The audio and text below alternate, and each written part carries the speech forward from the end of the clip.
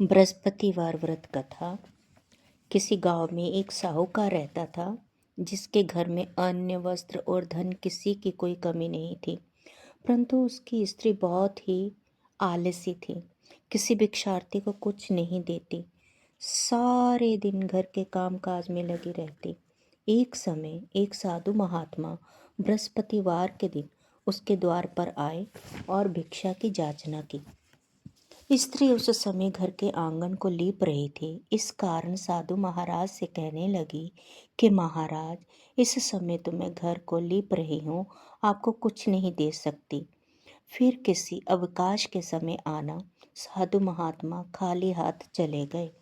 कुछ दिन के पश्चात वही साधु महाराज आए, उसी तरह भिक्षा मांगी। साहूकार ने उस समय लड़कों को खिला रही थी। कहने लगी, महाराज, मैं क्या करूं, मेरे पास समय ही नहीं है, इसलिए आपको भिक्षा नहीं दे सकती। तीसरी बार महात्मा आए तो उसने उन्हें उसी तरह से टालना चाहा, परंतु महाराज जी कहने लगे कि यदि तुमको बिल्कुल ही अवकाश हो जाए तो क्या मुझे भिक्षा दोगे? साहूकार ने कहने लगी कि हाँ महाराज, यदि ऐसा हो जाए तो आपकी बड़ी कृपा होगी। साधु महात्मा जी कहने लगे कि अच्छा, मैं एक उपाय बताता हूँ।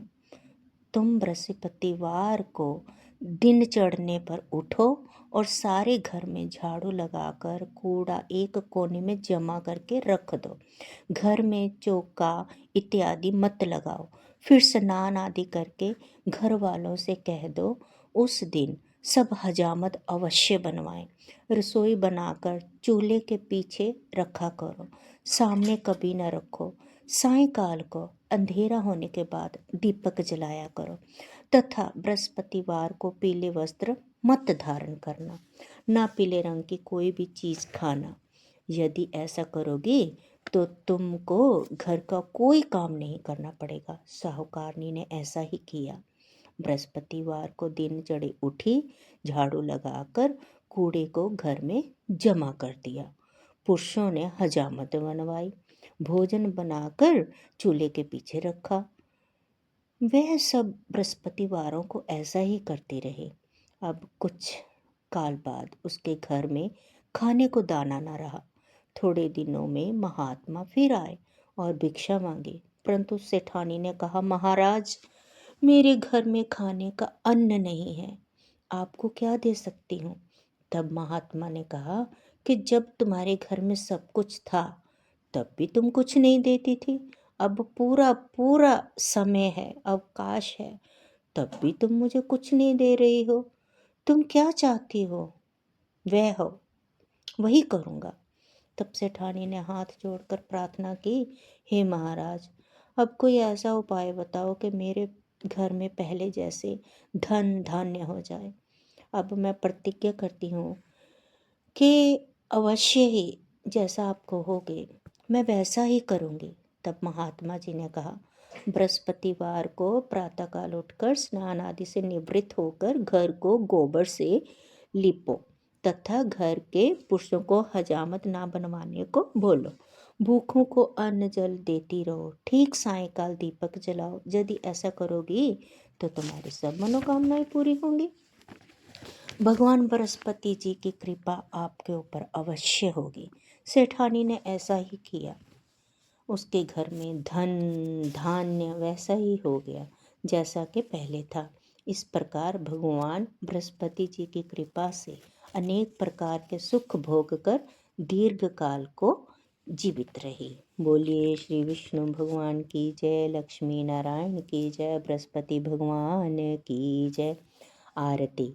ओम जय बृहस्पति देवा, स्वामी जय बृहस्पति देवा, छिन्न छिन्न भोग लगाऊं, कंदली फल मेवा।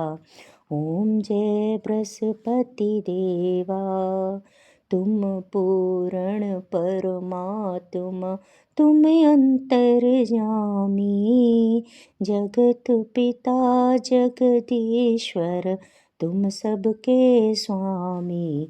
ओम जय बृहस्पति देवा। चरणमृत निज निर्मल सब पातक हरता। सकल मनोरथ दायक कृपा करो भरता। ओम जय बृहस्पति देवा। तन मन धन अर्पण कर जो जन शरण पड़े। प्रभु प्रकट तब होकर आकर द्वार खड़े। ओम जय बृहस्पति देवा। दीन दयाल दयानिधि भगतन हितकारी। पाप दोष सब हरता भवबंधन हारी। ओम जय बृहस्पति देवा। सकल मनोरथ दायक सब संशय हारी। विषय विकार में